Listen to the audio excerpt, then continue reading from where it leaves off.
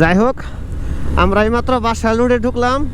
এখন আমরা বেশি সময় নষ্ট করব না, সূর্য টানবো আর টানবো। এই রোডটাও বাসাইলের রাস্তাটাও অনেকটাই সুন্দর করেছে। টু লাইন হলে কি হবে, রাস্তাটা অনেকটাই মানে ফিনিশিং ভালো। এটা হচ্ছে আমাদের গড়াসিন বাজার। ও সকাল সকালে তো ভালোই সুন্দর সুন্দর মাছ উঠছে।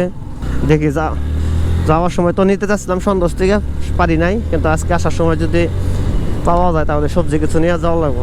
সকালবেলা চারাবাড়ির থেকে ফিরে আসতে হলো আমাদের, ওখানে আর কি রস পেলাম না।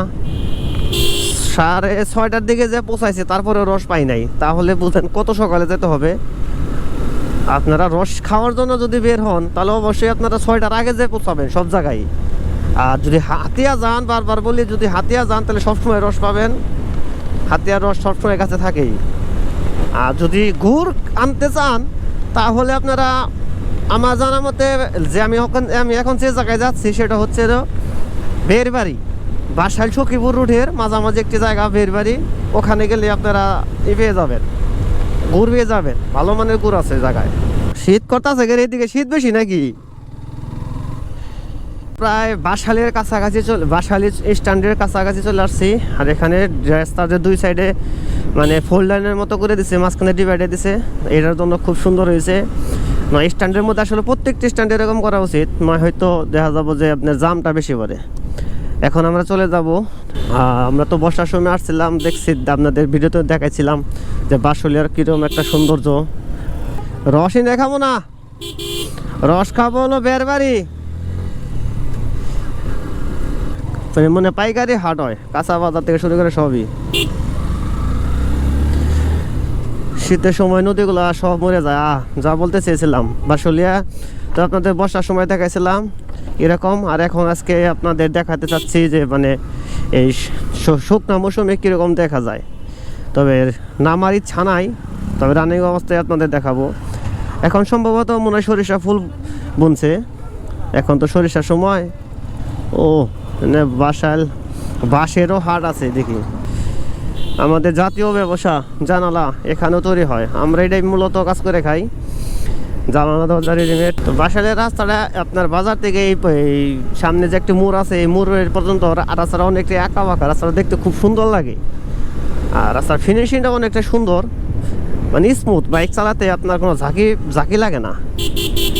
কি অবস্থা, সেনজা লাগো কোন সাইড দিয়ে ঢুকে দেয়, ইয়াগো জ্বালায়, মনে হয় না যে রাস্তায় বাইক চালাই। শালার ফালতু একটা লোক। এই যেটাতে যাওয়া যায় কাউলজানি, বা কাউলজানি হয়ে রামপুর চলে যাওয়া যায়।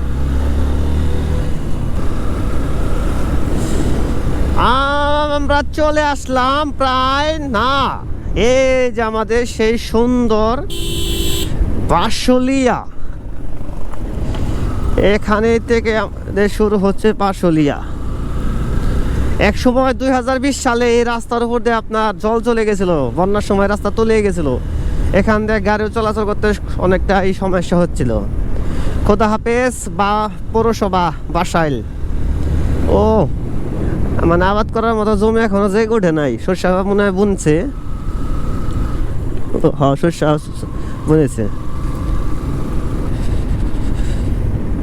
আমরা যে নৌকাগুলো নিয়ে ঘুরি দেখেন, সেই নৌকাগুলো এখনো যে আপনার ইয়ের মধ্যে দাঁড়িয়ে রয়েছে, ওই দেখেন এখন আর নৌকাগুলা চলে না, মরুভূমিতে পড়ে আছে অনেক নৌকা।